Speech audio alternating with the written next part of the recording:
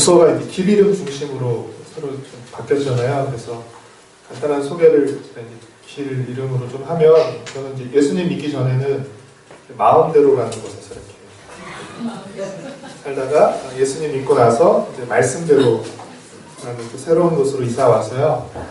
마음대로와 말씀대로를 오가며 살고 있는데, 제가 지금 출석하고 있는 교회는 세대로 교회입니다. 세대로. 그래서 저는 이제 마음대로, 말씀대로, 세대로 교회를 세 군데를 이렇게 오가면서 살고 있는 김대로 목사입니다. 여러분 만나뵙게 돼서 반갑습니다. 아까 목사님 말씀하셨는데 비웃음은 건강에 해롭습니다. 저는 성서인연 선교회에서 13년 정도 사역을 했고요. 10년 정도는 청소년들을 위한 매일 성경, 청소년 매일 성경을 만들고, 그리고 3년 동안은 어른들 매일 성경을 만들다가 지난 6월부터 북서울 지부 총무로 발령을 받아서 교회에 다니면서, 예전에 책을 만드는 일을 했다면 이제 교회를 다니면서 강의를 돕고 또 PT하시는 분들 만나서 이렇게 돕는 일들을 하고 있습니다. 이제 한 6개월 정도 됐는데요. 제가 이제 집으로 와서, 예전부터 갖고 있던 생각이지만 집으로 와서 좀 제가 점점 시간이 지날수록 점점 이렇게 깊이 깨닫는 게 있는데요. 두 가지인데, 하나는 하나님께서 만남을 주관하신다는 사실, 점점 깨닫고 있어요. 그리고 또 하나는 하나님께서 만남을 통해 일하신다는 것이에요. 하나님께서 만남을 주관하시고 만남을 통해 일하신다는 사실 제가 계속 배우고 있는데, 오늘 또 이렇게 서울 영광교회 성도님들 만나게 된 것, 하나님이 주관하신 만남이고, 하나님께서 과연 이 만남을 통해 또 어떤 일을 하시길 원하실까, 이런 기대를 가지고 왔습니다. 요즘 우리가 고린도전서 묵상하고 있는데, 오면서 계속 기도는 오늘 영광교회 덕을 세우고 성도분들에게 유익을 끼칠 수 있는 강의를 좀 잘 하고 올 수 있도록 기도하는 마음으로 오늘 이 시간 왔습니다. 말씀 우리 한 구절 같이 읽고 강의를 시작하도록 하겠습니다. 창세기 1장 27절.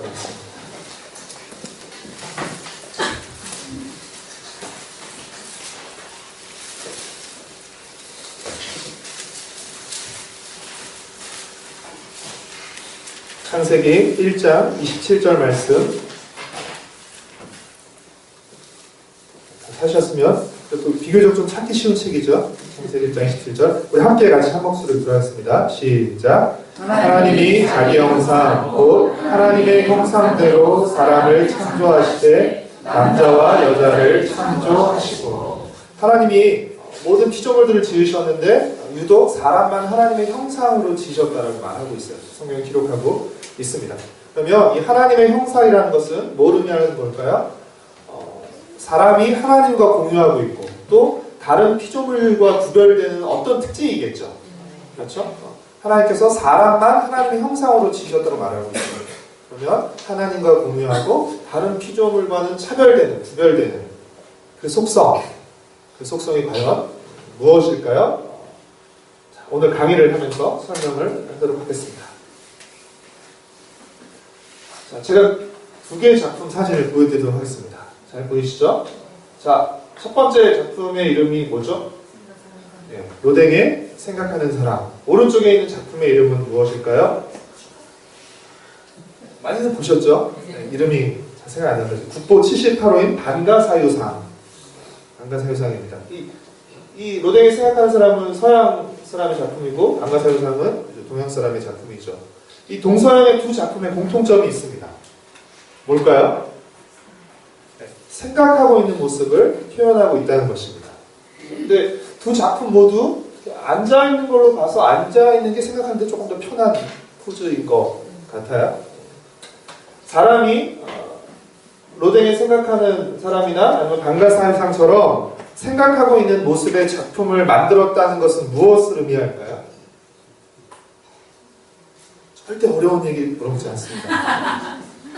사람이 생각하는 사람의 작품을 만들고 또 반가사유상이라 또 생각하는 그 불상을 만드는 것은 사실은 무엇을 의미할까요? 이 작품을 만든 인간이 생각하는 존재라는 것을 의미합니다. 만약 사람이 생각할 줄 모른다면 생각하는 모습의 작품을 만들 수가 없겠죠. 생각하는 모습의 작품을 만들었다는 것은 그 작품을 만든 인간이 생각하는 존재라는 것을 의미하는 것입니다. 자, 그렇다면 인간이 생각하는 존재라는 사실은 그 그 인간을 만드신 하나님 또한 어떤 분이라는 것을 의미하는 것일까요? 생각하는 분이라는 것을 의미하는 것이죠. 그렇죠? 인간이 생각하는 존재이기 때문에 이 생각하는 모습의 작품을 만든 것처럼 그 사람을 생각하는 존재로 만드신 하나님 또한 생각하는 존재인 것을 의미하는 것이죠.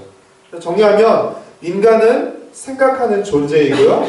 인간을 생각하는 존재로 지으신 하나님 또한 생각하는 존재이십니다. 저는 이 하나님의 형상 가운데 가장 두드러진 것이 바로 이 생각이라고 여러분에게 말씀드리는 것이에요. 하나님도 생각하는 존재이시고 우리도 생각하는 존재인 거죠. 하지만 다른 피조물들은 생각할지 모릅니다.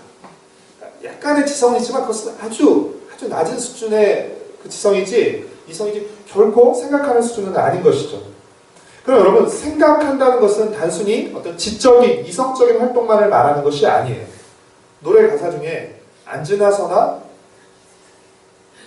당신 생각, 그렇죠? 조금 거룩하지 못하면 밤이나 낮이나 주님 생각, 이렇게 하면 여러분이 생각한다는 것은 뭘 의미해요? 단순히 내가 지적으로 그 사람을 생각하고 있다, 이성적으로 생각하고 있다는 것이 아니라 밤이나 앉으나 서나 당신을 생각하고 밤이나 낮이나 주님을 생각한다는 그 생각한다는 건 뭘 의미하죠? 사랑한다는 것을 의미하는 것이에요. 단순히 이성적인 활동을 그치는 것이 아니라 생각한다는 것은 곧 사랑한다는 것을 의미하는 것입니다. 그래서 여러분, 우리는 어떤 대상을 생각하죠? 잘 생각해보면 사랑하는 대상을 생각합니다. 생각은 곧 사랑이죠. 자, 그러면 왜 하나님께서 유일하게 사람만을 생각하는 존재로 지으셨을까요? 다른 피조물들과 차이 나게, 구별되게 왜 유일하게 사람만을, 인간만을 하나님의 형상으로 지으신 것일까요? 생각하는 존재로 지으신 것일까요? 그것은 우리와 생각을 주고받기 위해서 그것입니다. 생각이 뭐라고요? 사랑이죠. 그러면 생각을 주고받는다는 것은 다르게 표현하면 무엇을 주고받는 것이죠? 사랑을 주고받는 존재로. 그렇죠? 하나님이 우리와 사랑을 주고받기 위해서 사람만 하나님의 형상으로 생각하는 존재로 지으셨다는 것입니다. 우리가 생각하는 존재로 지음받았다는 것은 굉장히 놀라운 것이에요. 제가 강의안을 드렸는데 거기 보면 우리가 생각하는 존재로 지음받았다는 것은 세 가지로 정리해서 말할 수 있습니다. 첫 번째, 우리가 생각하는 존재로 지음받았다는 것은 첫 번째, 우리는 하나님을 생각하는 존재로 지음받았다는 것이에요. 하나님을 생각하는 존재. 생각이 곧 뭐라고요? 사랑이죠. 그러면 하나님을 생각하는 존재로 지음받았다는 것은 뭘 의미하죠? 하나님을 사랑하는 존재로 지음받았다는 것입니다. 두 번째, 인간이 생각하는 존재로 지음받았다는 것은 우리는 하나님이 생각하시는 존재로 지음받았다는 것이에요. 우리는 하나님을 생각하는 존재로 지음받았을 뿐 아니라 하나님이 생각하시는 존재로 지음받았다는 것입니다. 생각이 뭐라고요? 사랑이죠. 하나님이 생각하시는 존재라는 건 뭘 의미해요? 하나님이 사랑하시는 존재. 시편에 보면 사람이 무엇이간데 주께서 저를 생각하시며 이런 표현이 있죠. 셋째, 우리가 생각하는 존재로 지음받았다는 것은 세 번째, 우리는 하나님과 생각의 교제를 나누는 존재로 지음받았다는 것입니다. 다시 말해서 하나님과 사랑의 교제를 나누는 존재로 지음받았다는 것이죠. 인간이 생각하는 존재로 지음받았는데 첫 번째, 하나님을 생각하는 존재로. 두 번째, 하나님이 생각하시는 존재로. 세 번째, 하나님과 생각의 교제를 나누는 존재로. 우리는 지음받았다는 것입니다. 여러분, 이것이 하나님의 형상으로 지음받은 인간의 가장 큰 복됨과 영광이에요. 사실 힘으로만 따지면 인간은 다른 동물보다 약해요. 그렇죠? 힘이나 빠르기나 파워로만 따지면 사실 약해요. 그럼에도 불구하고 인간이 모든 피조물 중에 가장 영광스러운 이유가 무엇이에요? 바로 하나님을 생각하고 하나님이 생각하시고 하나님과 생각을 나누는 존재로 지음받은 사실, 이것이 인간만이 지닌 가장 큰 영광과 복됨이라는 것입니다. 여러분, 우리는 어떤 존재를 지음받았다고요? 생각하는 존재로 지음받았습니다.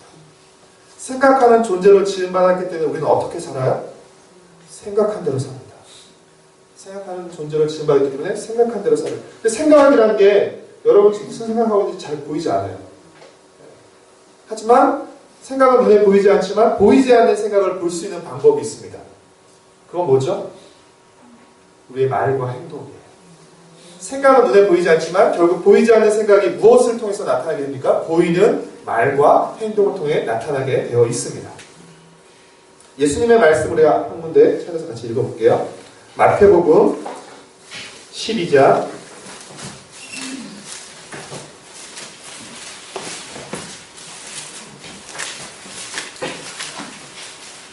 34절, 35절 말씀.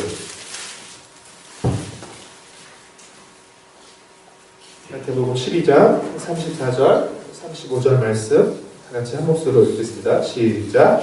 독사의 자식들아 너희는 악하니 어떻게 선한 말을 할 수 있느냐. 이는 마음에 가득한 것을 입으로 말하느라. 선한 사람은 그 쌓은 선에서 선한 것을 내고 악한 사람은 그 쌓은 악에서 악한 것을 내느니라. 예수님이 뭐라고 말씀하셨어요? 마음에 가득한 것이 입으로 나오게 된다는 것이죠. 여러분 가득 쌓인 게 우리 안에 가득 쌓인 게 우리 밖으로 나오는 법입니다. 분명한 것은 우리 안에 있는 게 나오지 우리 안에 없는 게 나오지 않는다는 것이죠. 어떤 때 이렇게 막 짜증을 확 냈어요.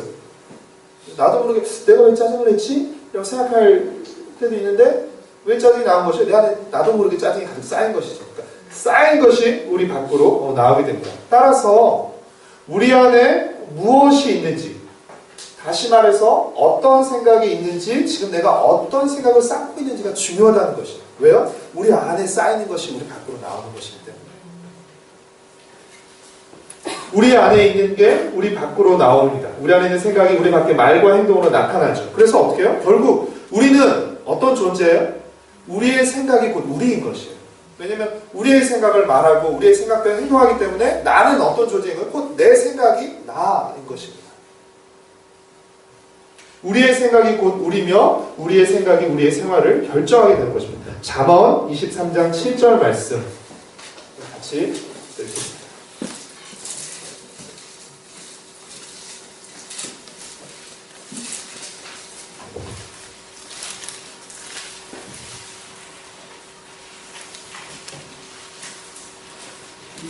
잠언 23장 7절 말씀 같이 읽겠습니다. 시작.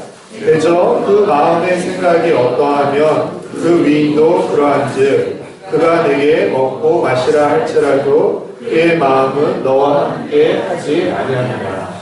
그저 그 마음의 생각이 어떠하면 그 위인도 그러한즉 즉 그 사람의 생각됨이 곧 그 사람의 사람됨이라는 것입니다.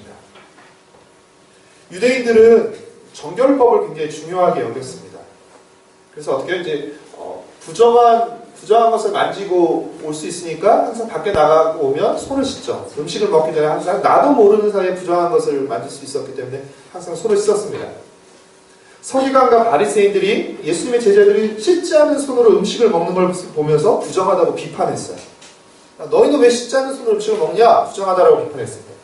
그 비판에 대해서 예수님께서 뭐라고 말씀하셨죠? 마가복음 7장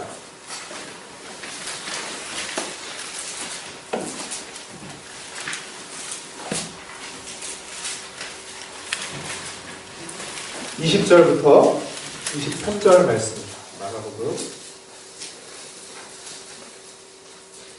7장 20절부터 23절까지 말씀 우리 같이 한 목소리 들어있습니다. 시작. 또 이르시되 사람에게서 나오는 그것이 사람을 더럽게 하느니라. 속에서 곧 사람의 마음에서 나오는 것은 악한 생각, 곧 음란과 도둑질과 살인과 간음과 탐욕과 악독과 속임과 음탕과 질투와 비방과 교만과 우매함이니 이 모든 악한 것이 다 속에서 나와서 사람을 더럽게 하느니라. 서기관과 바리새인들은 씻지 않은 손으로 음식을 먹는 것이 그 사람을 부정하게 한다고 말했죠. 예수께서 뭐라고 말씀하세요? 사람을 더럽게 하는 것은 씻지 않은 손이 아니라 그 사람 속에 있는 악한 생각이라는 것입니다. 사람을 더럽게 하는 것은 그 사람 안에 있는 악한 생각. 그래서 여러분 사람을 더럽히게 하려면 어떻게 하면 되는지 아세요? 그 사람의 생각을 더럽히면 돼요. 생각을 더럽히면 어떻게 해요? 그 더러워진 생각에서 말과 행동을 쏟아내는 것이에요. 더럽고 악한 생각을 하는 사람이 더럽고 악한 사람이며 깨끗하고 선한 생각을 하는 사람이 깨끗하고 선한 사람인 것입니다. 여러분, 우리는 생각하는 존재로 지음받았기 때문에 생각한 대로 삽니다. 우리의 생각이 곧 우리의 사람됨이고요. 우리의 생각이 우리의 생활을 결정하게 됩니다. 따라서 우리가 깨끗하고 올바르게 살려면 어떻게 해야 되죠? 우리 안에 있는 더럽고 악한 생각을 버리고 깨끗하고 착한 생각을 쌓아야 하는 것입니다. 만약 사탄이 우리 인생을 더럽히려면 어떻게 하면 될까요? 우리의 손목을 이렇게 비틀고 다니면서 막 죄짓게 만들 그럴 필요 없습니다. 어떻게 했죠? 우리 안에 악한 생각만 넣어주면 되는 것이에요. 악한 생각을 계속 넣어서 우리 안에 악한 생각이 쌓이면 계속 돌아다니면서 그 모든 악하고 더러운 행위들을, 말 행위들을 하게 되는 것입니다. 우리는 생각하는 존재로 지음받았기 때문에 생각한 대로 삽니다. 같이 한번 읽어보실까요? 빨간 글씨 같이 읽어보실까요? 시작. 우리는 생각하는 존재로 지음받았으며 생각한 대로 산다. 그렇죠? 그럼 이 생각이 중요한데요. 이 생각이 쌓이고 형성되는 장소가 어디일까요? 그러니까 우리 밖에서부터 생각이 우리 안에 들어와서 생각이 쌓이고 형성되고 굳어지는 그 장소. 그 장소가 어디일까요? 그것은 우리의 삶을 좌우하고 결정하는 가장 중요한 장소라고 할 수 있죠. 성경은 그곳을 마음이라고 말하고 있습니다. 잠언 4장 23절 말씀을 같이 한번 읽어볼게요.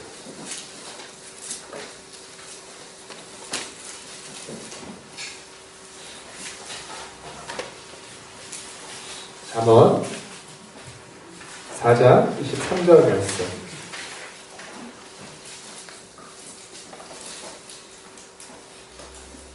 같이 읽겠습니다. 시작. 모든 지킬 만한 것 중에 더욱 내 마음을 지키라. 생명의 근원이 이에서 나니라. 잠언 4장 23절은 마음을 뭐라고 표현하고 있습니까? 생명의 근원이라고 표현하고 있죠. 조금 현대식으로 바꾸면 우리 인생의 컨트롤 타워라고도 할 수 있을 것입니다. 왜냐하면 마음에서 어떤 생각이 쌓이고 어떤 생각으로 굳어지냐에 따라서 우리 삶이 좌우되기 때문에 그런 것이죠. 무엇보다 먼저 마음을 지키라라고 하고 있어요. 왜 먼저 마음을 지키라라고 하는데 그 이유는 무엇 때문일까요? 첫 번째, 마음이 그만큼 중요하고 귀하기 때문입니다. 마음이 중요하고 귀하기 때문에 가장 먼저 마음을 지켜야 돼요. 또 하나의 이유는 무엇일까요? 이 마음을 탐내고 빼앗으려는 존재가 있기 때문입니다.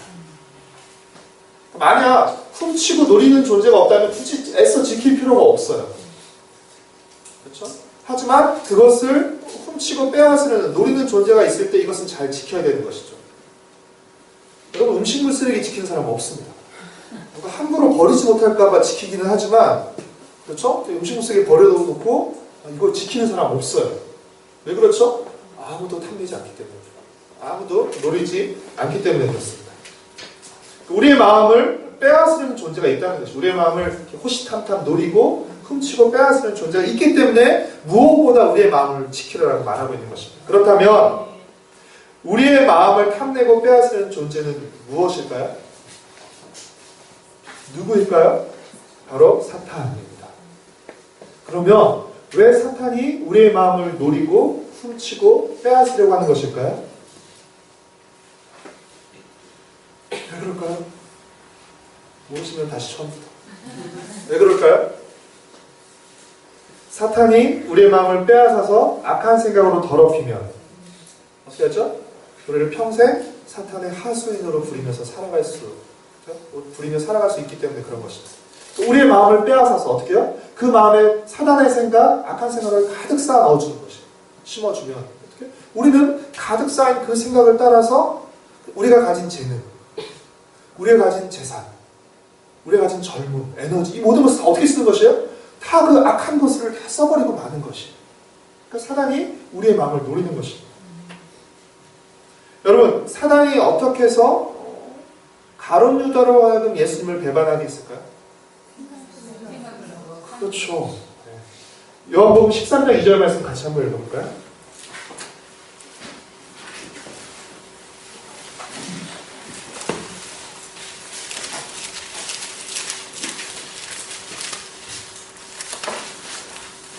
요한복음 13장. 혹시 교회 성경 속에 있으면 요 앞에 있는 우리 친구들에게 조금 주시면 같이 찾아보면 훨씬 더 좋을 것 같아요. 요한복음 13장 2절 말씀 같이 읽겠습니다. 시작. 마귀가 벌써 시몬의 아들 가룟 유다의 마음에 예수를 팔려는 생각을 넣었다. 그렇죠? 마귀가 뭘 넣어준 것이죠? 가룟 유다의 마음에 예수를 팔려는 생각을 넣어준 것이에요. 가룟 유다가 처음부터 예수를 배반하려고 했던 건 아닙니다. 그렇죠?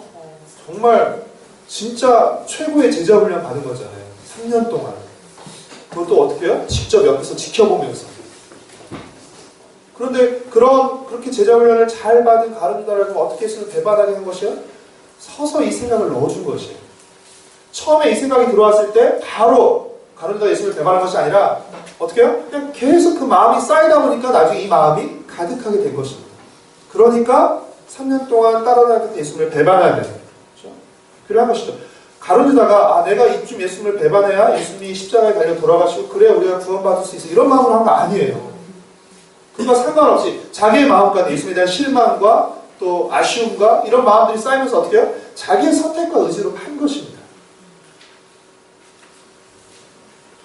이 생각이 마음에 쌓이고 결국 예수님을 배반하게 된 것입니다.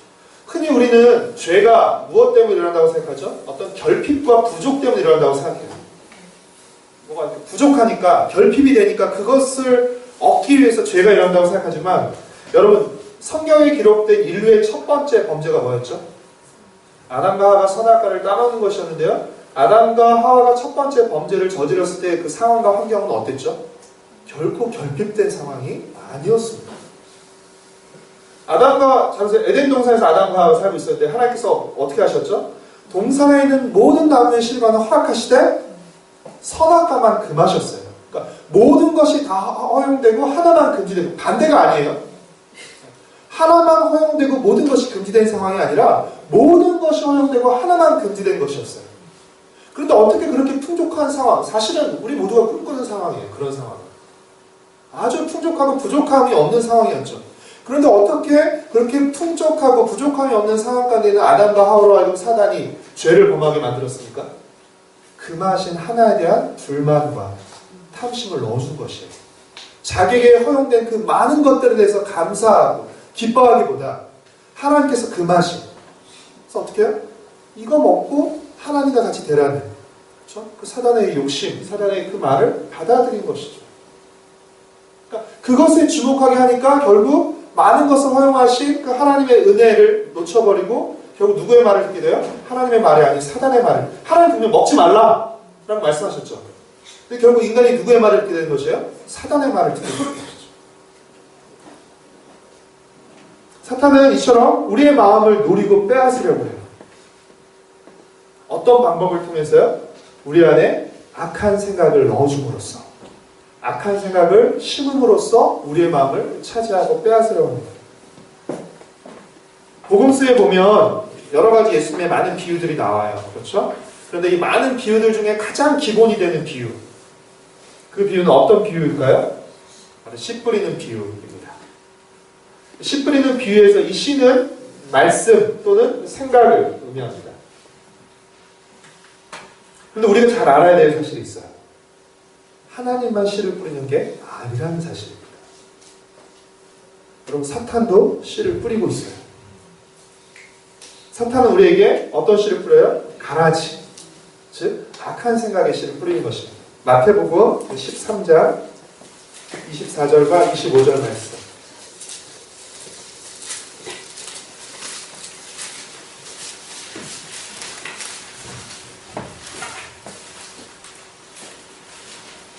마태복음 13장 24절, 25절 말씀.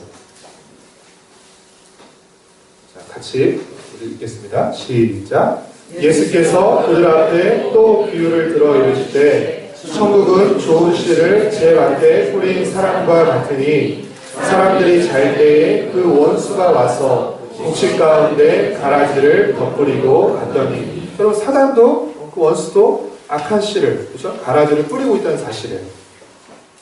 사단은 악한 씨를 뿌릴 뿐 아니라 또 어떤 일을 합니까? 마가복음 4장 15절 말씀입니다.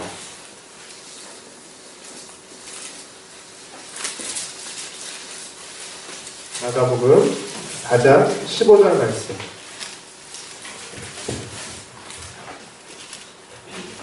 마가복음 4장 15절 말씀 우리 같이 읽겠습니다. 시작. 말씀이 길가에 뿌려졌다는 것은 그들을 가리킴이니 곧 말씀을 들었을 때에 사탄이 즉시 와서 그들에게 뿌려진 말씀을 빼앗는 것이요.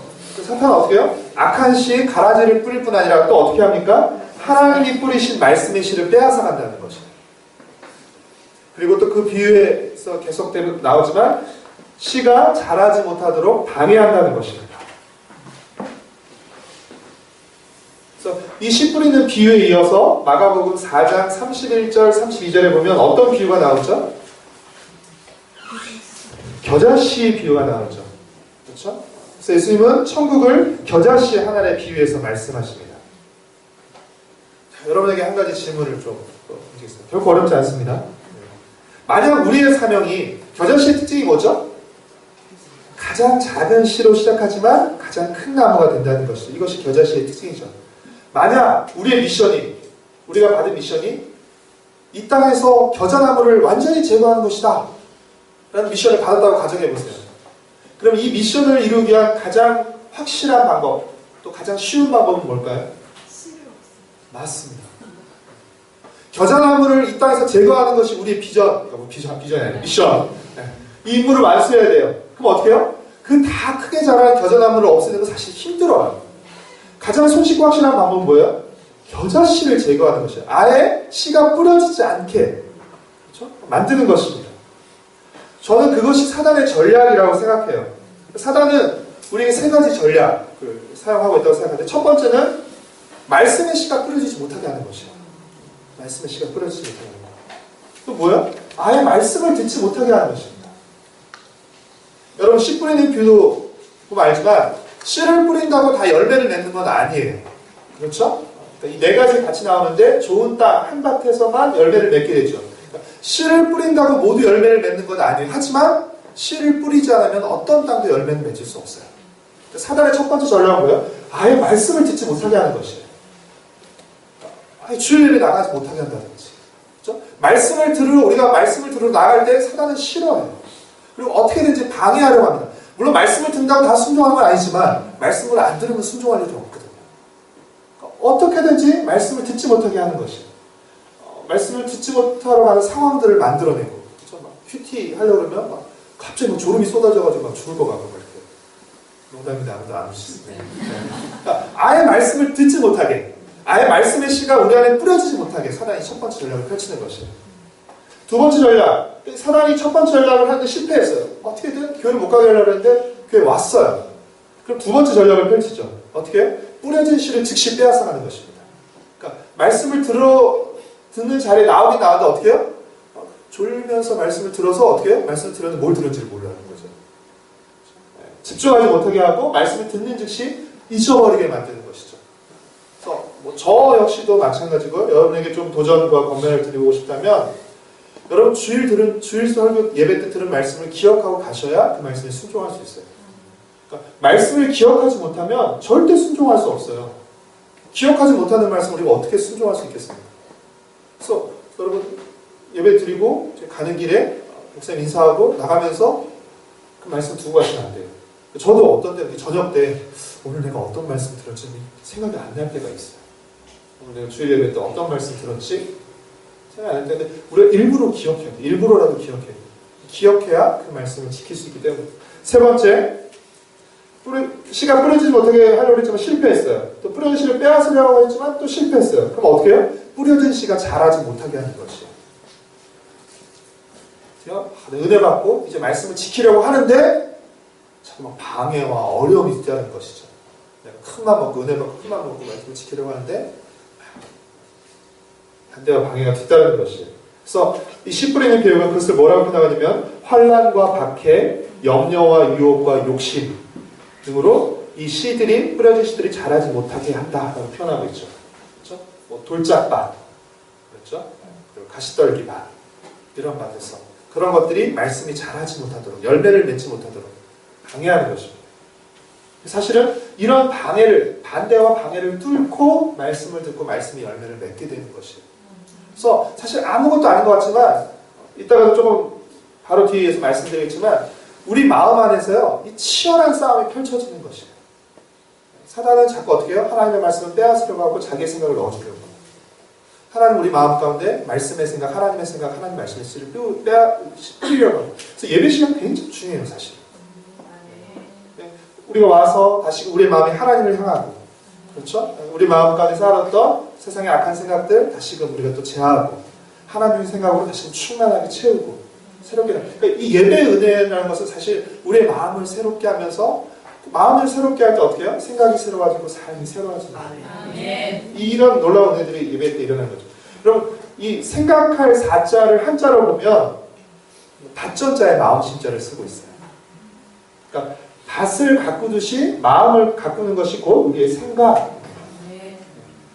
빨간 글씨 한번 같이 읽어보실까요? 시작. 우리는 생각하면서 살기에 우리의 생각을 지켜야 한다. 인디안의 이야기를 들려드릴게요. 인디안들은 우리 마음속에 두 마리의 개가 살고 있다고 생각한대요. 그래서 검은 개와 흰 개 두 마리가 살고 있는데 검은 개는 악하게 살라고 계속 지낸대요. 흰 개는 성경 이야기는 아니니까 너무 은혜 받지는 마세요. 흰 개는 착하게 살라고 지낸대요. 그래서 이 두 개가 우리 마음 안에서 두 개가 사는데 싸워서 이기는 개의 말을 듣고 산다고 합니다. 그럼 여러분 이 두 개가 싸워서 어떤 개가 이길까요? 어떤 개가 이길까요? 우리 학생들은 알 수도 있을 것 같아요. 어떤 개가 이길까요? 밥을 많이 먹는 개가 이깁니다. 우리가 두 마리의 개가 있는데 어떤 개가 있냐면 밥을 많이 먹는 개가 이깁니다. 왜냐면 밥을 많이 먹어야 힘이 세니까. 그럼 밥을 많이 먹는다는 걸 모르면 어떤 생각을 더 많이 하느냐는 거죠. 우리가 지금까지 얘기했던 거 보면 어떤 생각을 우리 마음에 더 많이 쌓느냐. 그렇죠? 씨가 많이 뿌려지고 자라는 쪽이 이게 되는 것입니다. 그래서 여러분 우리의 생각이 쌓이고 형성되고 굳어지는 이 장소가 어디라고요? 마음이죠. 그래서 이 마음을 밭에 비유할 수 있어요. 제가 여러분에게 마음에 대해서 얘기하고 싶은 또 중요한 한 가지는 우리 마음이 무한한 공간이 아니라는 것이에요. 우리 마음은 무한한 공간이 아니라 한정된 공간입니다. 그래서 우리 마음은 비어있는 만큼만 채워질 수 있어요. 무한하게 모든 것이 다 들어갈 수 있는 것이 아니라 한정된 공간이기 때문에 비어있는 만큼만 우리 마음속에 다른 생각이 채워지고 더 우리 마음 가운데 더 많은 쪽으로 우리 마음이 기울게 된다는 것이에요. 우리 마음에 하나님의 씨, 즉 하나님의 생각이 뿌려지고 자라서 가득하게 되면 그만큼 어떤 공간이 없어지게 되는 것이에요?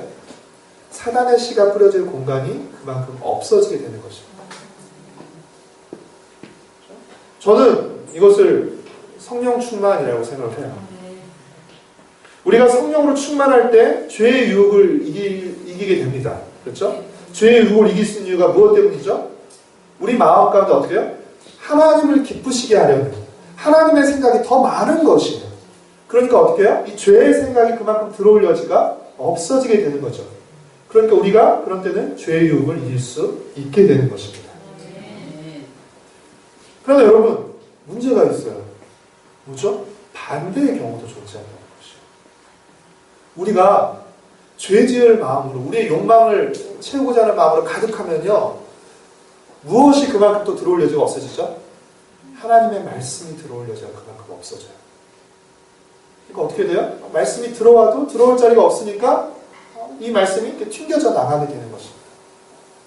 기필코 죄를 짓게 되는 것이죠. 저는 이것을 욕망 충만이에요. 사실은 우리는 성령 충만과 이 욕망 충만 오가는 것이죠. 그래서 아까도 말씀드렸지만 지금 내 마음이 어떤 생각으로 가득한지를 그냥 우리 마음을 가만히 내버려두면 어떻게 해요? 우리 마음에 가득 많이 쌓인 쪽으로 흘러가게 되는데 물을 가만히 내버려두면 높은 데서 낮은 데로 흘러가는 것처럼 우리 마음을 가만히 내버려두면 우리 마음이 더 많이 기울어져 있는 쪽으로, 그렇죠? 더 많이 쌓인 쪽으로 움직이게 되는데 우리 마음은 어떤 쪽으로 자연스럽게 더 많이 흘러요? 악한 쪽으로 더 많이 흘러요. 왜요? 우리 안에 죄성이 있기 때문에. 죄성이 있고 우리가 살아가고 있는 이 세상이 죄로 오염된 세상이기 때문에 우리가 가만히 내버려두면 우리는 이 악한 생각을 쫓아 살아갈 수밖에 없습니다. 우리 마음에 크게 두 종류의 씨가 뿌려집니다. 하나는 어떤 씨죠? 우리 마음 가운데 크게 두 종류의 씨, 두 종류의 생각이 뿌려지는데 하나는 어떤 종류의 씨입니까? 하나님의 씨예요. 하나님의 씨. 이 하나님의 씨는 어떤 통로를 통해서 우리에게 뿌려지죠? 하나님의 말씀을 통해서입니다. 하나님의 씨가 우리 마음 가운데 뿌려지는 이 통로는 뭐냐면 하나님의 말씀이에요. 사단의 씨는 어떤 통로를 통해서 우리에게 뿌려질까요?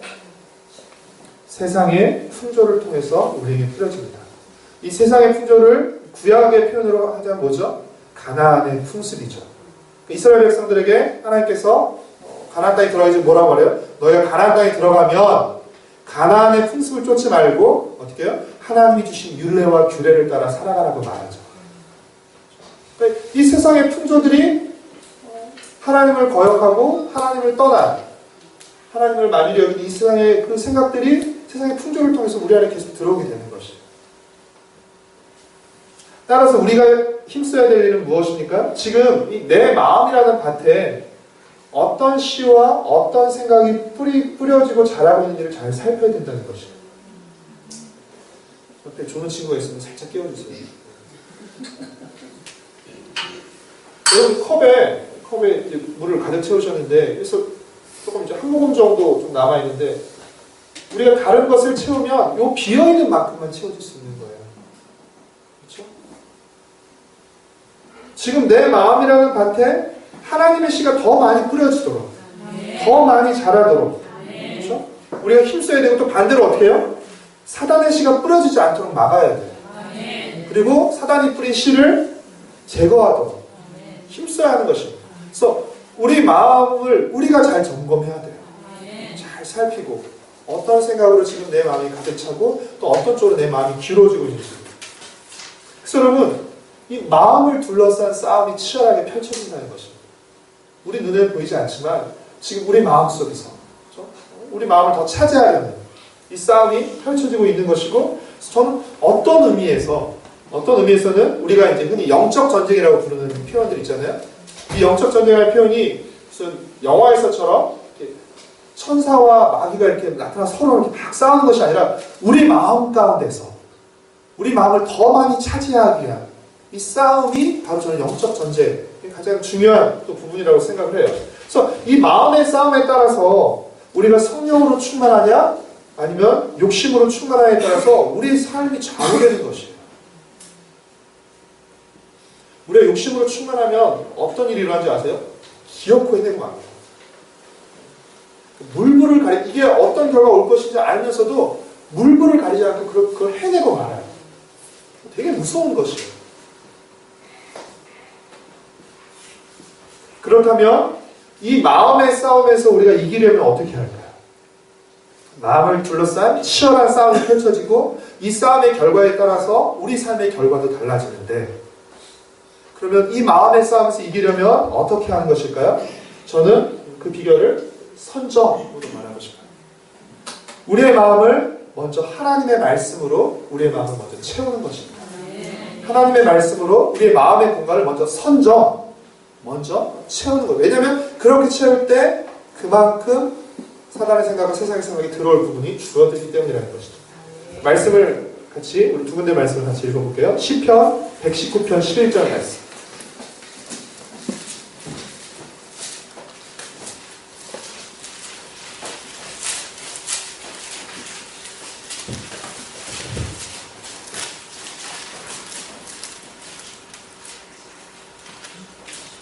시편 119편 11절 말씀 우리 같이 읽을게요. 시작. 내가 주께 범죄하지 아니하려 하여 주의 말씀을 내 마음에 두었나이다. 네, 범죄하지 아니하려 하여 어떻게 했다고요? 하나님의 말씀, 주의 말씀을 내 마음에 두었다는 것입니다. 내 마음에 하나님의 말씀이 많으면 많을수록, 가득하면 가득할수록 우리는 죄를 이길 힘이 생기는 것이고 죄를 짓지 않게 되는 것이죠. 요한복음 15장 7절 말씀 좀 읽어볼게요.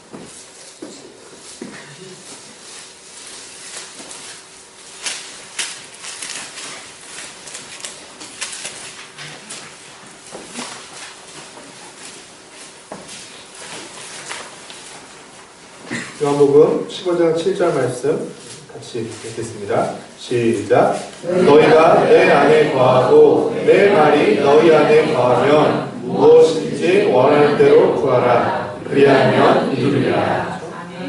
하나님의 말씀을 우리 마음 안에 두고 또 어떻게 해요? 하나님의 말씀을 우리 안에 거하게 하는 것입니다. 이것이 하나님의 말씀으로 우리 마음을 차지하게 하는 것이고 선점하게 하는 것이죠. 여러분, 하나님의 말씀은 무엇을 의미할까요?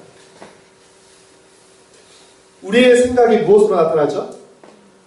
우리의 말로 나타나죠. 그러면 하나님의 말씀은 어디서 비롯된 거죠?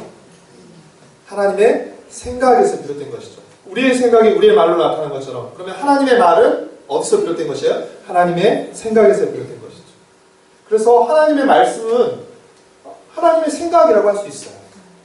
그렇죠? 그리고 아까 생각됨이 곧 뭐라고 그랬죠?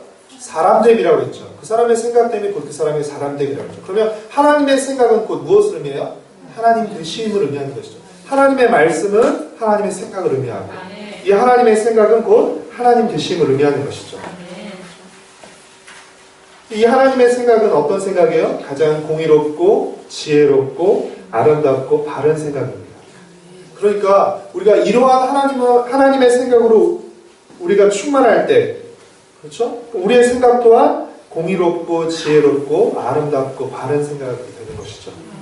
이것이 곧 말씀 충만이고 성령 충만이 되는 것이죠. 여러분이 이미 큐티를 하고 계시기 때문에 잘 아시겠지만, 여러분 큐티의 뜻이 뭐죠? 이게 quiet time을 줄여서 머리 글자가 따서 큐티라고 부릅니다. 그러면 quiet time의 뜻은 문자적으로 하면 조용한 시간, 고요한 시간이라는 뜻입니다. 여러분, 조용한 시간 자체가 큐티는 아니에요. 그러니까 문자적으로는 큐티는 조용한 시간, 고요한 시간인데, 우리는 조용하고 고요한 시간 자체를 큐티라고 부르지 않습니다. 우리가 큐티라고 부르는 시간에 실제적으로 뭘 하죠? 큐티 시간에 가장 우리가 힘써서 하는 건 뭐죠? 네, 말씀을 읽는 것이죠. 그렇죠? 하나님의 말씀을 읽는 것은 무엇을 의미해요? 하나님의 말씀 속에 담긴 하나님의 생각을 읽는 것입니다. 왜 큐티 시간에 조용해야 되죠? 하나님의 말씀을 집중해서 읽고 생각하기 위해서, 그러기 위해서 조용해야 하는 것입니다. 조용한 것이 목적이 아니라 조용해야 더 집중해서 하나님의 말씀을 읽고 그 말씀 속에 담긴 하나님의 생각을 우리가 생각할 수 있기 때문에 그렇습니다. 우리는 하나님의 생각이 담긴 하나님의 말씀을 읽음으로써 하나님을 생각합니다. 제가 큐티에 대한 정의를 좀 내려드릴게요. 물론 조금 강의를 하신 분과 좀 다를 수 있지만 제가 최근에 정의한 내용인데요. 큐티란, 저를 한번 따라해 보세요. 큐티란 하나님의 말씀을 읽고 하나님을 생각하는 것이다. 큐티란 뭐라고요? 하나님의 말씀을 읽고 하나님을 생각하는 것이다. 저는 여러분이 이 시간 다 기억하는, 이거는 꼭 기억하셨으면 좋겠어요. 꼭 기억하셨으면 한 두세 가지 중에 한 가지, 첫 번째가 바로 이것입니다.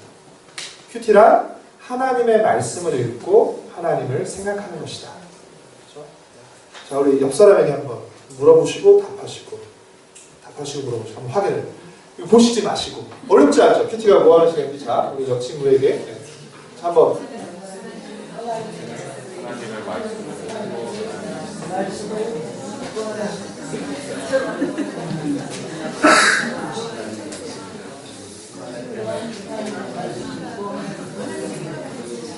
혹시 이번 주에 안 오셔서 다음 주에 오신 분이 지난 큐티 세미나 했다면서 큐티가 뭐야? 라고 물어보면 뭐라고 대답하셔야죠? 하나님의 말씀을 읽고 하나님을 생각하는 시간. 네. 하나님의 말씀을 읽고 하나님을 생각하는 시간, 큐티의 핵심입니다. 큐티 책도 다르고 큐티하는 방법들이 조금씩 다를 수 있어요. 하지만 저는 큐티의 핵심, 큐티의 본질은 하나님의 말씀을 읽고 하나님을 생각하는 것이에요.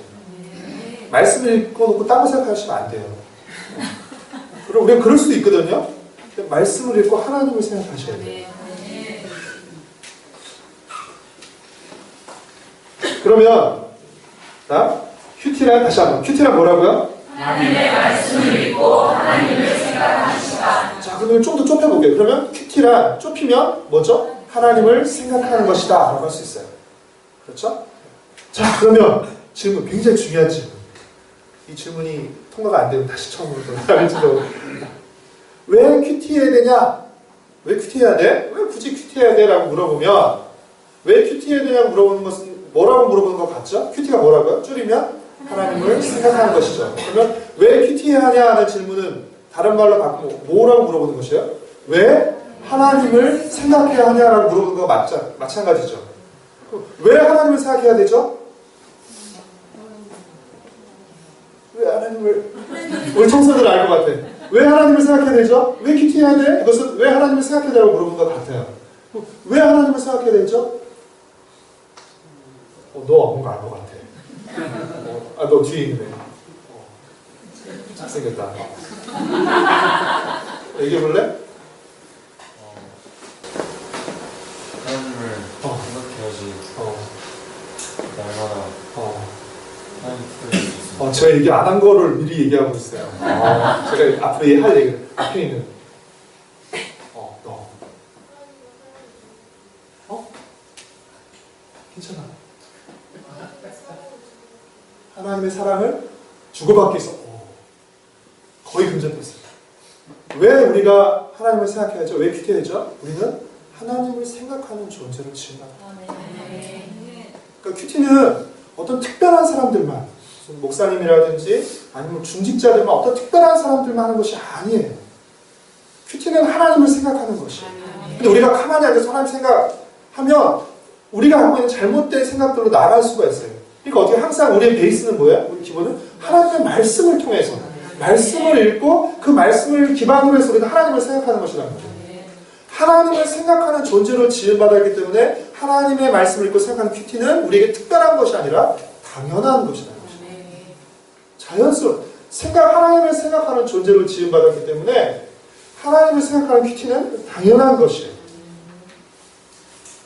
그래서 저는 큐티를 여러분이 특별한 사람들만 하는 것, 어른들만 하는 것, 제자훈련 할 때만 하는 것으로 여기지 않으셨으면 좋겠어요.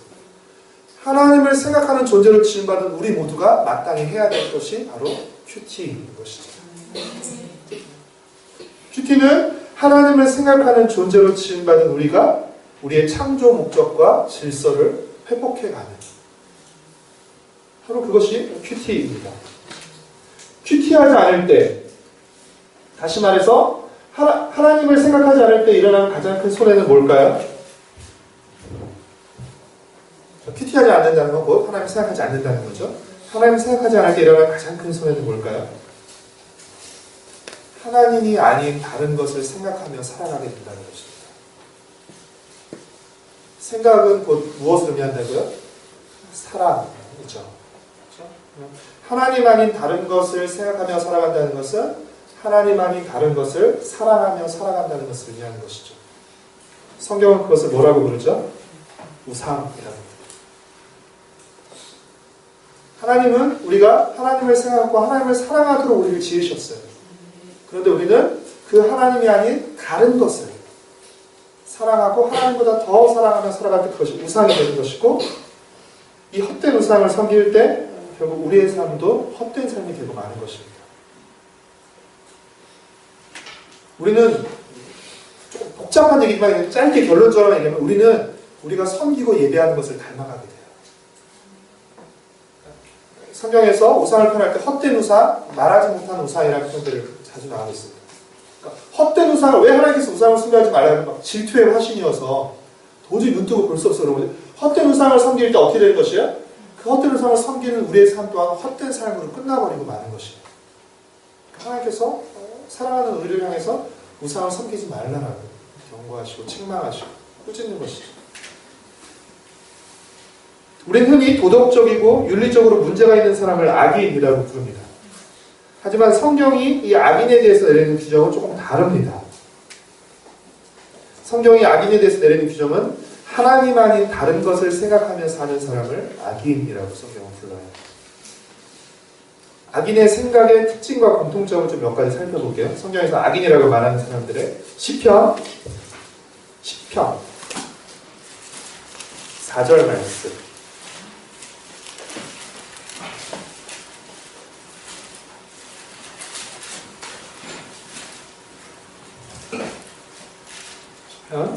시편 4절 말씀 같이 읽겠습니다. 시편 4절 같이 읽겠습니다. 시작. 악인은 그의 교만한 얼굴로 말하기를 여호와께서 이를 감찰하지 아니하신다 하며 그의 모든 사상에 하나님이 없다 하나이다. 시편 14편 1절 말씀. 시편 14편 1절 말씀 같이 읽겠습니다. 시작. 어리석은 자는 그의 마음에 이르기를 하나님이 없다 하는도다. 그들은 부패하고 그 행실이 가증하니 선을 행하는 자가 없도다. 악인들은 하나님이 없다고 생각합니다. 그들의 생각에 하나님이 안 계세요. 악인들이 나쁘고 가증스러운 그 악을 행하며 사는 이유는 무엇이에요? 그들은 하나님이 없다고 생각하며 살기 때문에 그렇습니다. 그러니까 하나님이 없어야, 안 계셔야, 하나님의 심판이 없어야 그들이 마음 놓고 죄를 저지를 수 있는 거죠. 그러니까 하나님을 싫어하고 하나님이 없다고 생각하는 것입니다. 여러분, 어떤 생각이 악한 생각인 줄 아세요? 하나님을 떠난 생각이 악한 생각입니다. 하나님 없는 생각이 악한 생각이에요. 하나님을 의지하지 않는 생각이 악한 생각입니다. 하나님 떠난, 하나님 없는, 하나님을 의지하지 않는 생각이 악한 생각이에요. 이 악한 생각에서 온갖 죄가 나오게 되는 것이에요. 이에 반해서 의롭고 지혜로운 사람의 생각의 특징은 무엇입니까? 잠언 1장 7절 혹시 기억하시나요? 지혜의 근본이 뭐라고요? 하나님을 경외하는 것이죠. 그러니까 악한 사람들은 어떻게 해요? 하나님이 없다고 생각해요. 하나님을 무시하고, 그렇죠? 하나님을 부인하고. 하지만 지혜롭고 의로운 사람은 어떤 생각을, 그 지혜롭고 의로운 사람이 가진 생각의 특징이 뭐냐면 하나님을 경외하며 범사에 하나님을 인정한다는 것입니다. 하나님을 경외하면서 모든 일에 하나님을 하나님으로 인정하는 것입니다. 여러분 명심하십시오. 하나님 없는 생각이 악한 생각이고요. 하나님을 생각하지 않는 데서 온갖 악한 죄가 비롯됩니다. 따라서 하나님을 생각하는 것, 큐티를 하는 것은 무거운 짐이나 선택이 아니라 우리에게 축복이에요. 그러니까 하나님을 생각하지 않을 때 우리의 생각은 어떻게 해요? 저절로 악한 생각으로 갈 수밖에 없어요. 그리고 그 악한 생각에 따른 악한 말과 행동, 악한 결과가 뒤따르게 되는 것입니다. 그러나 하나님을 생각할 때 어떻게 돼요? 우리의 생각이 지혜롭고 올바른 생각에 대해서 지혜롭고 올바른 말과 선택, 그리고 그에 따른 복된 결과가 나오는 것이죠. 그러니까 목사님 아까 예배 중에 시편 1편 1절 말씀, 1절 2절 말씀, 복 있는 사람에 대한 말씀 아까 읽으셨는데 어떤 사람이 복 있는 사람이라고 말하고 있죠? 하나님의 말씀을 즐거워하며 주야로 묵상하는 사람이 복 있는 사람이라고 말하죠. 그럼 왜 하나님의 말씀을 주야로 즐거워하고 묵상하는 사람이 복 있는 사람일까요? 오, 너는 하루도 빠짐없이 큐티해. 너는 주야로 큐티해. 좋아. 너 착하니까 복 받아. 너는 큐티 안 해. 그러니까 복 안 줄래. 이것이 아니죠. 여러분, 하나님의 말씀을 즐거워하면서 주야로 묵상할 때 어떤 일이 일어나죠? 그 사람의 생각이 변화되는 것이에요.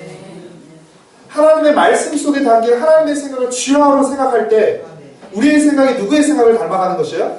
하나님의 생각을 닮아가는 것이에요. 그러니까 하나님을 닮은 생각, 하나님이 기뻐하시는 생각으로 우리 생각이 변화되고 그 변화된 생각 속에서 말하고 행동하고 선택하니까 결과들이 어떻게 되는 것이에요? 복된 선택과 결과들로 나타나게 되는 것이고 그래서 그 사람이 복 있는 사람이 되는 것이에요. 큐티 잘했으니까 복 있는 사람이 되는 것이 아니라 큐티하는 과정을 통해서 생각이 복된 생각으로 변해가는 것이죠.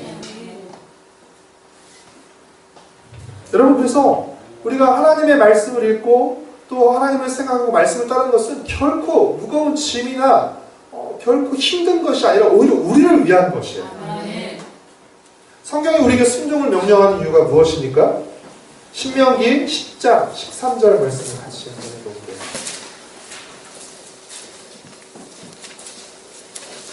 신명기 10장 13절.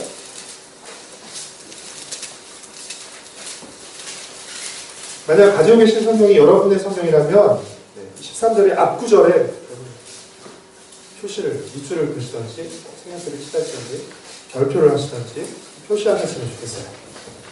신명기 10장 13절 같이 읽겠습니다. 시작. 내가 오늘 내 행복을 위하여 내게 명하는 여호와의 명령과 규례를 지킬 것이 아니냐. 여러분, 하나님께서 우리에게 순종을 명령하신 이유가 무엇이에요? 우리의 행복을 위해서라는 것입니다. 말씀을 잘 지키면 복받고 말씀을 지키지 않으면 저주를 받는 것이 아니에요. 엄밀한 의미로 말하면 말씀 자체가 복된 길이에요. 말씀 자체가 복된 길이에요. 그러니까 이 말씀은 우리를 복이라는 곳에 도착하게 하는 길이에요. 그러니까 어떻게 해요? 그 복된 길이 말씀에 순종하면 어디에 도달하게 되는 것이에요? 복에 도달하는 것이죠. 그러니까 복으로 가는 길이 그 말씀에 불순종하고 반대로 가면 어디에 도달하게 되는 것이에요? 복과 정반대인 저주에 도달하게 되는 것이에요. 말씀을 잘 지켰으니까 넌 복받고 말씀을 안 지켰으니까 넌 저주를 받는 것이 아니라 말씀 자체가 우리에게 복된 길로 주어졌기 때문에 그 말씀에 순종할 때 복의 결과에 도달하는 것이고 그 말씀에 불순종할 때 반대의 결과에 도달하게 되는 것이에요. 하나님께서 우리에게 주신 명령과 규례가 무엇을 위해서요? 내 행복을 위해서 주어졌다는 것이에요. 사단이 자꾸 말씀을 지키는 것이 우리의 행복을 빼앗고 우리의 삶을 더 구속하고 우리의 삶을 더 힘들고 재미없게 만들어가지고 사실 거짓말이에요. 사단의 별명이 뭐죠? 거짓의 아비예요. 그러니까 거짓의 아비에게 속으면 안 돼요. 그러니까 뭐 음악의 아버지, 좋은 것의 아버지는 굉장히 명예스러운 거지만 거짓의 아비, 그러니까 다 입만 열면 아담과 하와부터 시작해가지고 사단은 무엇으로 우리를 속여요? 거짓으로 속이는 것이에요. 이거 먹으면 네가 하나님과 같이 되고 더 행복해질 것이라고 말했지만 어떻게 해요? 오히려 그 모든 것을 다 빼앗기고 만 것이죠. 여러분, 우리가 말씀을 지키는 것 같지만 사실은요, 말씀이 우리를 지키는 것이에요. 잘 생각해 보세요. 우리가 말씀을 지키는 것 같지만 말씀이 우리를 지키는 거예요. 끊임없이 뉴스나 신문에서 나오는 모든 그 죄악된 뉴스들 있죠? 만약 10계명만 지켜본다고 생각해보세요. 뭐 많이도 아니고 10계명만 지키면 훨씬 더 이 세상에 살만해질 것이에요. 그것을 어기니까, 그것을 깨트리니까 어떻게 해요? 자기도 망가지고 가정도 망가지고. 간음하지 말라. 여러분, 간음으로 망가진 사람 우리가 얼마나 많이 봤어요. 그런데도 어떻게 해요? 사람들이 똑같이 반복하고 있죠. 간음을 저지르면 어떤 일이 일어납니까? 자기 망가지니까. 뭐 우리나라에도 그런 있었죠. 뭐 사회적으로 굉장히 높은 지위에 있는 사람이 그런 것을 통해서 한 번에 무너지고, 그러니까 쌓아왔던 인생이 한꺼번에 무너진 거예요. 자기만 망가져요? 가족 망가져요. 그렇죠? 그리고 어떻게 해요? 자녀들도 상처가 망가져요. 그러니까 다 망가뜨리는 것이에요. 하지만 그 계명을 지킬 때 어떻게 돼요? 나도 지킬 수 있고 내 가정도 지킬 수 있고 내 자녀도 지킬 수 있게 되는 것이에요. 그리고 더 나아가서 사회도 지킬 수 있게 되는 것이죠.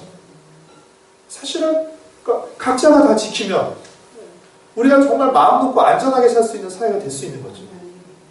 그렇지 않으니까 우리가 끊임없이 불안해하면서 더 막 경계를 쌓고 이러면서 사회가 더 각박해지게 되는 것입니다. 여러분, 하나님을 생각하지 않을 때 하나님의 생각이 아닌 세상의 생각이 우리의 마음을 차지하게 합니다. 우리가 의식적으로 하나님의 말씀을 읽고 하나님을 생각함으로써 우리의 생각을 지키지 않으면 우리는 무의식적으로 세상의 생각을 따라 살 수밖에 없어요. 여러분, 우리가 애써야 돼요. 우리가 살고 있는 이 세상이 결코 순수하거나 중립적인 세상이 아니에요. 우리 안에 뭐가 있다고요? 죄성이 있어요.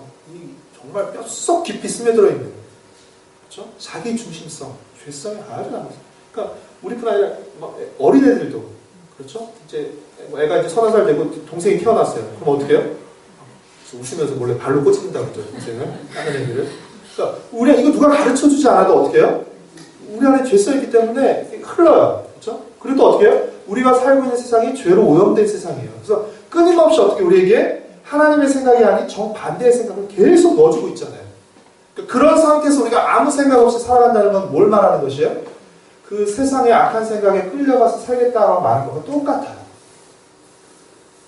이런 속에 있기 때문에 우리 안과 밖에 이런 그 죄성과 오염된 생각들이 있기 때문에 우리는 어떻게 해요? 의식적으로, 의도적으로 하나님의 말씀을 펼치고 그 말씀 속에 담긴 하나님의 생각을 생각함으로써 우리의 생각을 새롭게 하지 않으면 우린 세상의 생각에 물들어 살 수밖에 없는 것이에요. 그냥 세상의 생각에 그대로 따라 살아갈 수밖에 없는 것입니다. 생각하지 않고 살면 어떻게 될지 아세요? 사는 대로 생각하면 돼요. 우리가 생각하고 살지 않으면 그냥 사는 대로 생각하는 것입니다. 영상을 하나 좀 보여드리도록 하겠습니다.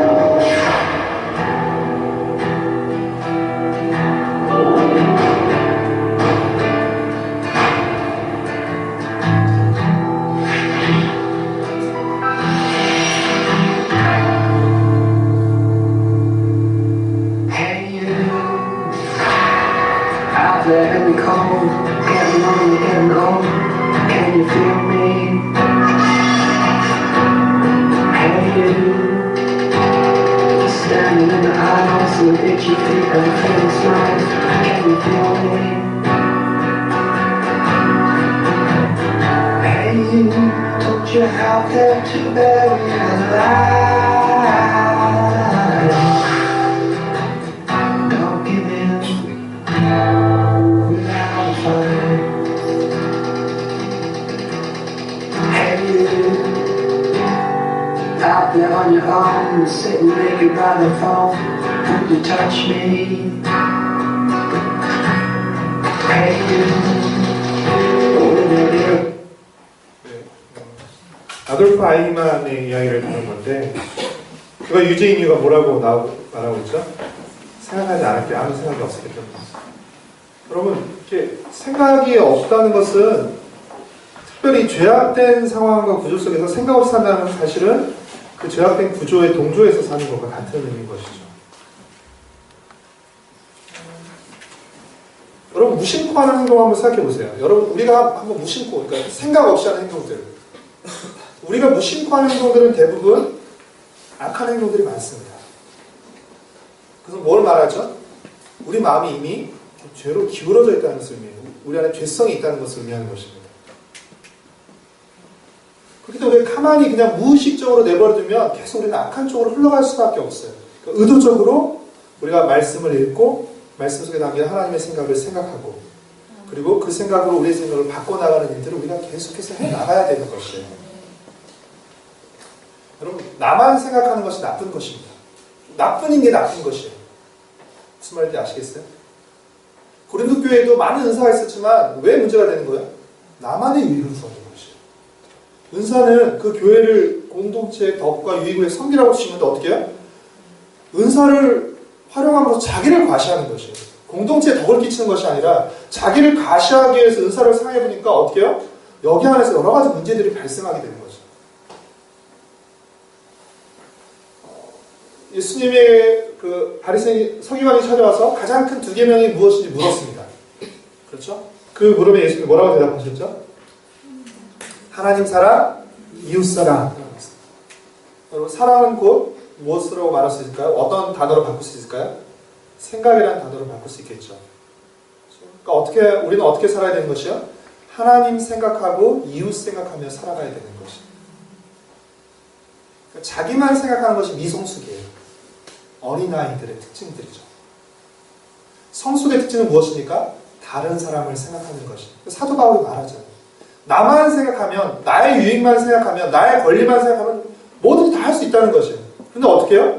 공동체의 덕을 위해서, 나보다 약한 사람을 위해서 어떻게 해요? 그 사람을 생각해서 하지 않는 것이에요.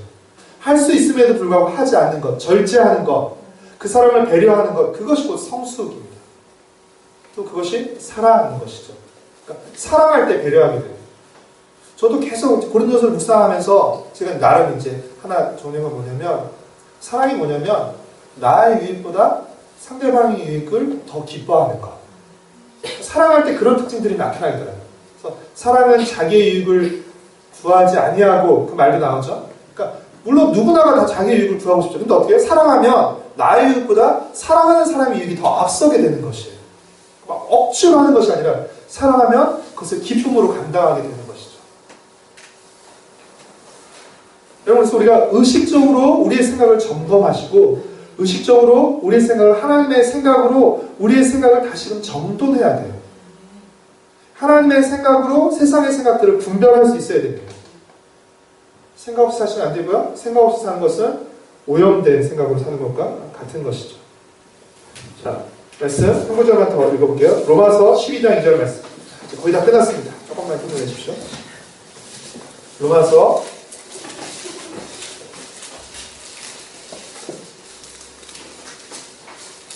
12장 2절 말씀.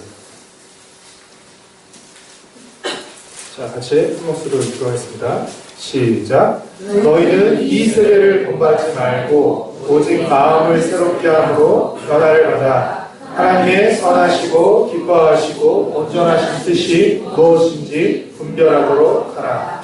이 세대는 이 세대의 생각, 이 세대의 풍조들, 그렇죠? 이 세대의 패턴을 말하는 것입니다. 그러니까 사단이 이 세대를 통해서 우리에게 어떤 생각들을 자꾸 주입시켜줘요. 세상의 생각들, 세상의 패턴들을 주입시켜줘요. 근데 어떻게 해요?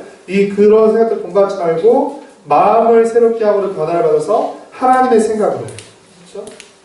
마음을 새롭게 하는 것은 곧 생각을 새롭게 하는 것입니다. 우리의 생각을 새롭게 하는 것은 하나님의 말씀을 읽고 생각함으로써 이 일들이 일어나게 되는 것이죠. 에베소서 4장 22절부터 24절까지를 보면 그 세 구절을 한마디로 줄이면 옛사람을 벗고 새사람을 입으라. 옛사람은 무엇입니까? 옛사람의 생각들을 가지고 살아가는 사람이죠. 옛사람의 생각의 특징은 자기 중심적입니다. 새사람의 생각의 특징은 무엇이죠? 하나님 중심적이죠. 그러니까 우리가 예수님 믿는 순간 우리의 신분을 새로 하죠. 고린도서 5장 17절 말씀처럼 그리스도 안에 있으면 누구든지 새로운 피조물이라. 그러니까 우리의 신분은 새로워지지만 무엇이 아직 남아있어요? 우리의 습관은 남아있어요. 옛사람의 습관, 옛사람의 생각의 패턴들이 남아있는 것이죠. 그러니까 신앙생활은 어떤 과정이에요? 새로운 신분을 가지고 이제 어떻게 해요? 새로운 습관으로 변해야 되는 과정이죠. 그러니까 이것이 그러니까 한번 내가 예수님 영접하는 순간 내 생각의 변화가 왕창 일어나는 거 아니에요. 에베소서 4장 말씀처럼 날마다 어떻게 해요? 옛사람의 생각을 벗고 새사람의 생각을 입어야 되는 것이죠. 그러니까 날마다 말씀을 큐티하면서 그렇죠? 말씀을 읽고 생각하고 내가 잘못 생각하고 있었구나. 내가 잘못 알고 있었던 것들을 어떻게 해요? 하나님의 생각으로 바꿔나가는 것이죠. 큐티를 통해서 이런 생각의 변화가 하나씩 일어나는 것입니다. 우리의 무슨 모드 전환처럼 불 켜고 불 꺼지고 이렇게 되는 것이 아니라 우리의 생각이 어떻게 해요? 서서히 하나님의 생각으로 변화되면서 하나님의 생각으로 더 충만해져 가는 것이에요. 그것이 성숙이고 성화가 되는 것이죠. 그래서 우리의 생각이 새로워질 때 어떤 변화들이 일어나게 돼요? 우리의 생활이 새로워지게 되는 것입니다. 이런 과정이 일어나요. 그러니까 단순히 행동 몇 개, 예전에는 교회를 안 나오다가 이제 교회를 나왔다. 교회와 관련된, 신앙과 관련된 몇 가지 행동의 변화를 통해서 우리가 믿는 것을 증명하는 것은 너무 이렇게 얕은 수준인 것이에요. 근본적으로 어떻게 해요? 나 중심적인 생각에서 하나님 중심적인 생각으로서 이제 그 가장 중심이 바뀌고 그러고 나서 이 주변을 둘러싼 나의 생각 하나하나가 바뀌는 것이에요.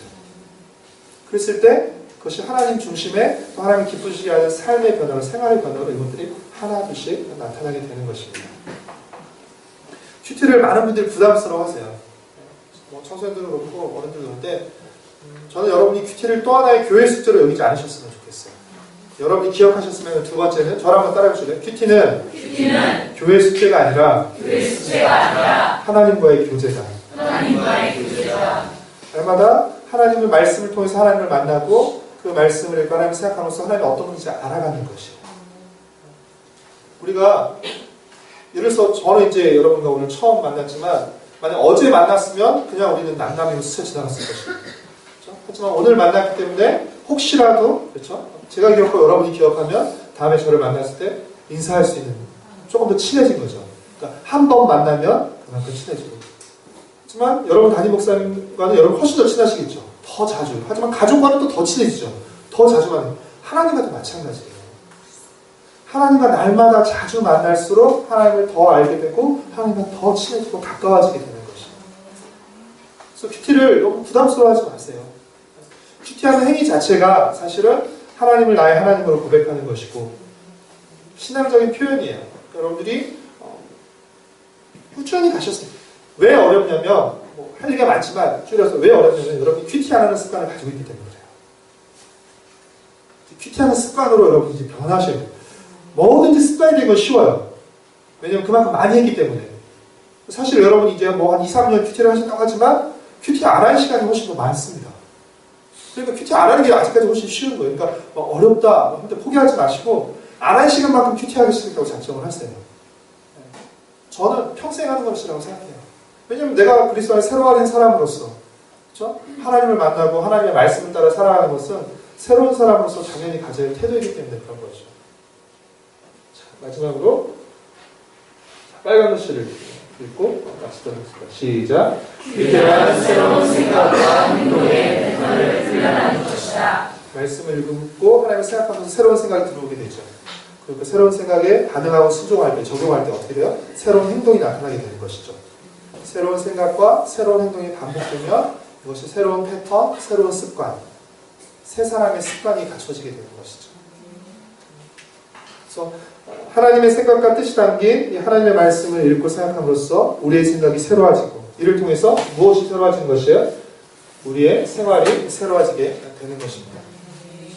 저는 여러분들이 계속해서 오늘 뭐 다른 것보다 그래 내가 조금 더 열심히 새로운 마음으로 시작해 큐티를 더 해봐야겠다는 마음을 가지는 것이 저에게도 가장 큰 성공이고, 여러분들 직접 큐티를 하시면서 말씀의 맛을 맛보시면 더 열심을 내실 수 있을 것이에요. 그래서 여러분 개인적으로 또 가정과 또 교회 안에서 이런 말씀이 더 풍성하고 또 말씀 가운데 더 견고히 아름답게 서가는 또 서울영광교회 되기를, 우리 성도님 되기를 소망합니다.